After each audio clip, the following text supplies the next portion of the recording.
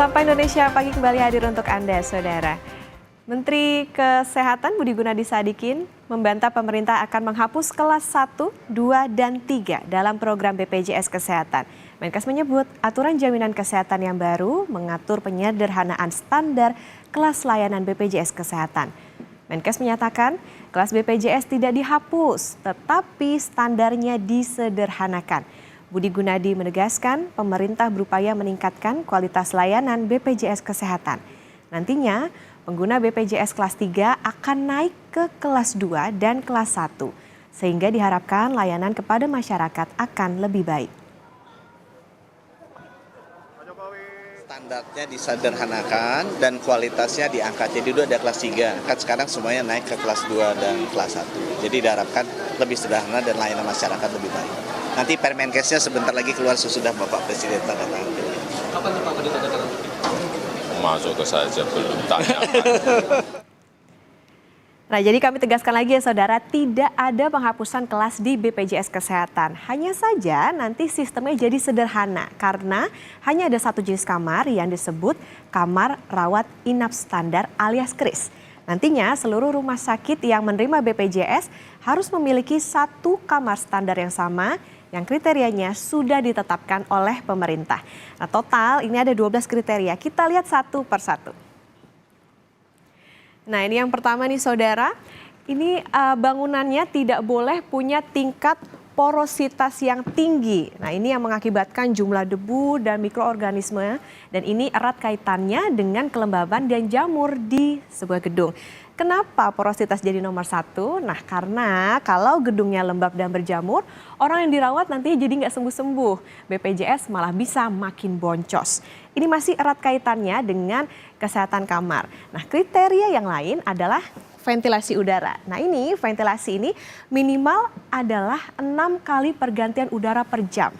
Kemudian standar untuk pencahayaan dan suhu ruangan ini stabil di 20 sampai 26 derajat Celcius. Sebelumnya Saudara, standar ini tidak ada karena mengikuti kelas-kelas kamar di masing-masing rumah sakit yang tentunya punya standar berbeda-beda. Kriteria lain adalah tiap kamar harus ada outlet oksigen. Nah, selain mengatur soal ruangannya yang berhubungan dengan kelembaban ruangan, kriteria KRIS juga mengatur soal kenyamanan pasien di dalam ruangan perawatan. Nah, yang pertama ini soal partisi atau tirai. Nah, ruangan ini hanya boleh ada 4 kamar tidur, jadi jarak antar kasur ini 1,5 meter. Di tiap tempat tidur ini harus ada kelengkapan seperti bel untuk kontak perawat dan juga nakes atau nakas maksud kami alias lemari. Nah, tiap kasur juga harus dipisahkan dengan tirat atau partisi dengan rel yang menempel di plafon atau menggantung. Kemudian kamar mandi di dalam ruang rawat inap dan harus punya standar aksesibilitas bagi pasien. Dan terakhir Saudara, ini ruangannya terpisah. Jadi ada kriterianya usia, jenis kelamin, kemudian juga penyakitnya. Ini nantinya akan terbagi jadi termasuk juga tadi jenis penyakit infeksi dan juga non-infeksi. Dan Saudara, saat ini kita sudah bersama dengan Direktur Utama BPJS Kesehatan, Profesor Ali Gufron Mukti. Prof. Gufron, selamat pagi.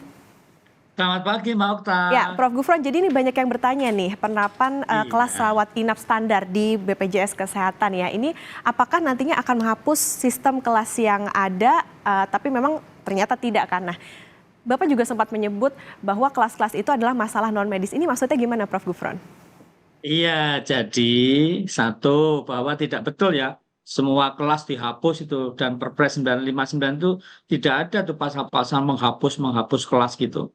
Itu yang pertama yang banyak beredar seperti itu. Yang kedua tentu sebagai dokter ya atau tenaga medis itu melakukan pelayanan ya dalam memberikan pelayanan. Kebetulan saya itu mantan dekan kedokteran dia DFK UGM dulu, demikian juga ketua dekan-dekan kedokteran seluruh Indonesia. Kita selalu menyumpah tidak boleh memberikan pelayanan ya terutama secara medis itu berbeda berbasis pada suku, agama ataupun status sosial ekonomi. dia peserta BPJS atau tidak BPJS ya. Kalau operasi mungkin kalau orang miskin separuh, kalau tidak miskin utuh itu nggak boleh ya. Ya baik, jadi nantinya rawat inap standar itu sarana sama prasarana atau fasilitasnya ini akan seperti apa, Prof. Gufron? Apakah memang ada standarisasinya? Misalnya tadi dalam satu ruangan ini kan ada 4 kamar, nah itu akan sama semua atau seperti apa untuk seluruh kelas di BPJS? Iya, tadi kan disampaikan ada 12 kriteria yang dipakai untuk menentukan kamar yang terstandarisasi atau KRIS ya, yaitu kamar rawat inap standar itu ya. Nah, tetapi tentu bagaimana sebetulnya nanti mengenai paket manfaatnya, tarifnya, iurannya sebelum ditanya ini, itu didasarkan pada evaluasi dulu. Evaluasinya seperti apa, lalu nanti akan ditetapkan, gitu. Hmm. Jadi nanti nunggu dari evaluasi dulu baru nantinya akan diterapkan. Nah ini sebetulnya kalau dasar dari penerapan KRIS ini apa sih Prof. Gufron? Jadi sekarang ini semua tetap sama ya, seperti biasanya gitu. Nah, untuk diketahui peserta yang banyak ya, itu selain PBI, peserta bantuan iuran dibayari oleh pemerintah, adalah mereka yang peserta penerima upah atau punya gaji gitu ya. Nah, itu baik ASN, TNI, Polri, atau perusahaan seperti Kompas dan lain sebagainya, itu ikut menjadi peserta dan bayarannya, iurannya sama dalam bentuk persentase, yaitu 1% dibayar oleh pegawai, 4% oleh pemberi kerja. Begitu. Sehingga ya untuk khusus yang kita bicarakan ini seringnya itu untuk mereka yang bukan terima upah, nggak ada upahnya, penghasilannya nggak tentu gitu. Nah, ataupun juga bukan pekerja yang biasanya, mohon maaf, nah itu ada kelas 1 ya bayarnya 150.000, kelas 2 100.000, kelas 3 itu harusnya 42.000, disubsidi 7.000, jadi 35.000 bayarnya begitu. Jadi ini yang itu jumlahnya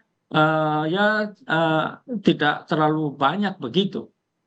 Berarti artinya kan anggarannya masih sama ya Prof. Gufron ya. Nah ini artinya ada sistem subsidi silangkah bagi mereka kan biasanya kalau bayarnya kelas 1 gitu. Berarti kan nanti akan tetap bayar sesuai dengan yang sudah diterapkan sebelumnya. Nah ini ketika nantinya diberlakukan KRIS tetap samakah atau seperti apa? Nah, untuk sampai grace sekali lagi nanti kan dievaluasi ya. Tetapi sampai sekarang ini ya mungkin beberapa bulan ke depan itu masih tetap sama ya, semuanya sama seperti yang berlaku sekarang ini ya.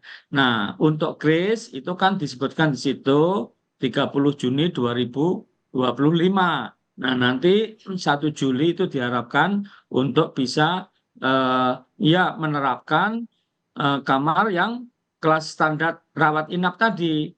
Nah, seperti apa standarnya? Kalau kriteria sudah ya, tetapi yang Anda sampaikan tadi nanti seperti apa? Apakah tanpa kelas atau dengan kelas standar atau 1 atau 2 atau apa? Nah, itu akan diputuskan setelah melalui evaluasi gitu dan tentu dengan diskusi, berbicara segala macam itu dengan berbagai pihak gitu. Prof, ini kan masih 30 Juni lah ya sebetulnya. Nah, tapi ada perkiraan nggak bed occupancy rate-nya nanti gimana untuk pembagiannya untuk yang kamar yang KRIS ataupun juga untuk yang misalnya pengguna asuransi lain gitu di rumah sakit? Nah, sampai sekarang ini ya, mereka yang kelas 1 ya, itu boleh naik. Katakanlah kalau nggak puas di kelas 1, naik di VIP ya, itu diatur juga di Perpres 59 ini dibolehkan. Nanti yang bayar siapa? Nah, selisihnya itu dibayar boleh yang bersangkutan atau perusahaan di mana dia bekerja atau oleh asuransi kesehatan tambahan, begitu. Berarti masih bisa naik kelasnya ya Prof. Gufron ya? Iya, Nah, iya sekarang pun sudah ya. Sekarang pun ya, bahkan sekarang ini bisa nih, umpamanya dia kelas 1 ya, bayarnya nah kelas 1 itu tidak hanya yang bukan penerima upah ya, yang menerima upah seperti katakanlah mohon maaf pegawai negeri yang golongan 3 atau 4 ya, dia nggak puas di kelas 1, mau naik VIP bahkan untuk rawat jalannya itu di eksekutif ya, boleh. gitu ya. Boleh, ini sudah ya. Cuman banyak yang belum tahu aja. Makanya kita ciptakan lagu belum tahu itu ya. Dinyanyikan di YouTube itu oleh rektor UGM segala macam itu. Nah nanti kalau misalnya penerapan KRIS itu selisihnya gimana, Prof. Gufron? Ya, gak tentu bisa kalau dia naik ya, mestinya ya sama yang diatur itu di dalam Perpres 59 ini. Nah, dia bisa membayar sendiri atau dibayari perusahaan atau ya beli asuransi komersial tambahan ya. Yang jelas bahwa public private partnership, jadi kerjasama antara pemerintah dan swasta itu penting ya untuk membiayai keseluruhan biaya yang diperlukan. Jadi orang banyak tidak tahu bahwa kesehatan itu mahal ya. Dikira kesehatan gratisan murah, itu salah konsep ya. Bahwa kita harus menjaga kesehatan karena kesehatan itu mahal. Kalaupun sudah terjadi satu sakit ya, maka harus ada yang membiayai. Makanya orang bijak mengatakan health is not everything, but without health everything is nothing. Kesehatan bukan segala-galanya, tanpa kesehatan segala-galanya tidak ada artinya. Maka sebagai bangsa haruslah masyarakatnya itu sehat, gitu. Oke, Prof. Tapi kalau dilihat dari anggarannya ini, mungkin buat informasi juga, penyakit yang paling banyak menguras kantong BPJS Kesehatan itu apa sih, Prof? Ya, itu bisa kita kelompokkan beberapa yang menghabiskan dana besar ya. Contohnya umpamanya yang terkait dengan kardiovaskuler. Jadi termasuk untuk jantung, untuk stroke ya, atau cancer ya. Ini banyak ya. Demikian juga ya untuk gagal ginjal ya, cukup banyak ya dan lain sebagainya ya. Seperti thalassemia dan lain sebagainya. Jadi itu yang secara keseluruhan itu hampir 30 triliun ya. Oke, berarti besar juga ya, Prof, ya untuk anggaran di Ya, penyakit-penyakit tersebut. iya, untuk diketahui karena kepercayaan masyarakat, jadi BPJS itu tahun kemarin tambahannya saja yang kami bayarkan ke rumah sakit dan klinik itu 45 triliun tambahannya saja ya. Karena apa? Karena masyarakat pada berbondong-bondong sekarang percaya kepada BPJS lalu pakai. Bahkan ya baru 3 minggu, 4 minggu yang lalu kami diundang di Washington ya bersama Pak Menkes juga. Banyak negara mereka apresiasi, termasuk diminta ngajar di Harvard Medical School dan juga di John Hopkins yang mereka itu apresiasi ya. Baru beberapa jam yang lalu ya, belum 24 jam, kami dari Korea Selatan itu mereka mengundang khusus dan membiayai kita untuk cerita gimana pengelolaan BPJS kok bagus gitu. Gitu ya. Oke, baik. Berarti artinya ini masih menunggu bagaimana nanti evaluasinya ya, Prof-nya. Kemudian juga nantinya akan diterapkannya berarti adalah KRIS itu tadi, Kamar Rawat Inap Standar. Terima kasih Direktur Utama BPJS Kesehatan, Profesor Ali Gufron Mukti sudah bersama di Sapa Indonesia Pagi. Sehat selalu, selamat beraktivitas, Prof. Sehat selalu, Mbak Okta.